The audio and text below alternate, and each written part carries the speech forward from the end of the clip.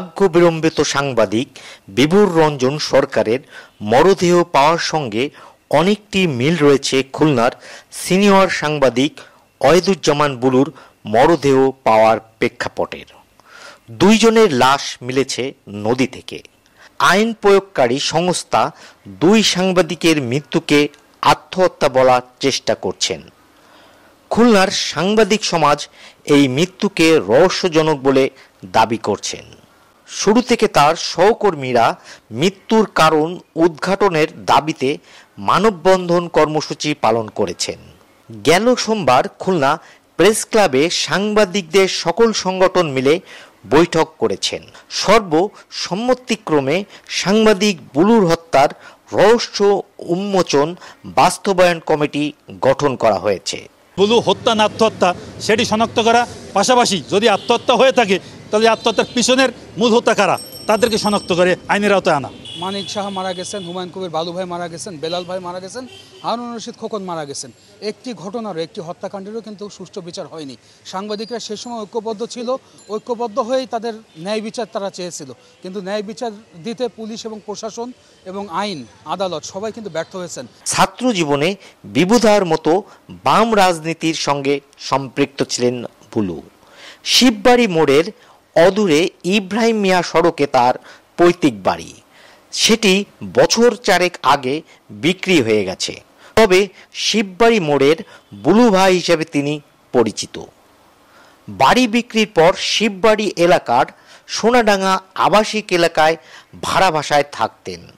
এখনো পর্যন্ত পাওয়া তথ্য অনুযায়ী তিনি কিভাবে মারা গেছেন তা নিশ্চিত হওয়া যায়নি। রবিবার রাতে রূপসা সেতুর ২ নম্বর পিলারের বেসমেন্ট এলাকা থেকে তার মরদেহ উদ্ধার হয়েছে। পুলিশ বলছে মরদেহের ডান হাত ও মুখমণ্ডলে আঘাতের চিহ্ন রয়েছে। সাংবাদিক ওয়াহিদুজ্জামান বুলু দৈনিক বঙ্গবাণী, আজকের কাগজ, চ্যানেল ওয়ান, ইউএনবি ও দৈনিক প্রবাহ সহ বিভিন্ন পত্রিকায় কাজ করেছেন।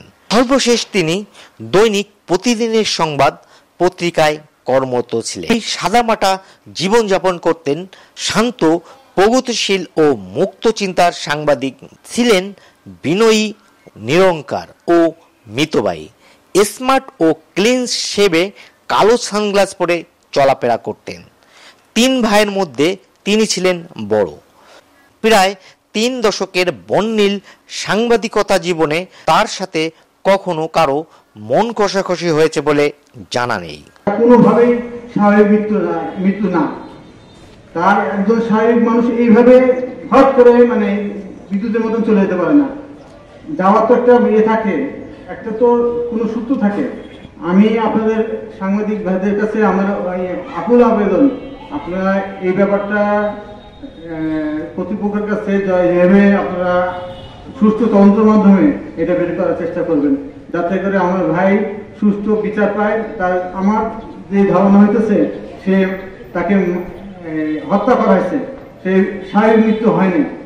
অতএব আপনাদের কাছে এবং সবার কাছে আমার এই রইল যেন এটা তদন্ত করে সুস্থভাবে বের করা হয়। তিনি 25 বছরের দাম্পত্য জীবনে নিঃসন্তান, সাংসারিক জীবনে অনেকটা অসুখী ছিলেন। প্রায় মাস 4 আগে মানসিকভাবে অসুস্থ স্ত্রী নিখোঁজ বলে তার ফেসবুকে পোস্ট দিয়েছিলেন।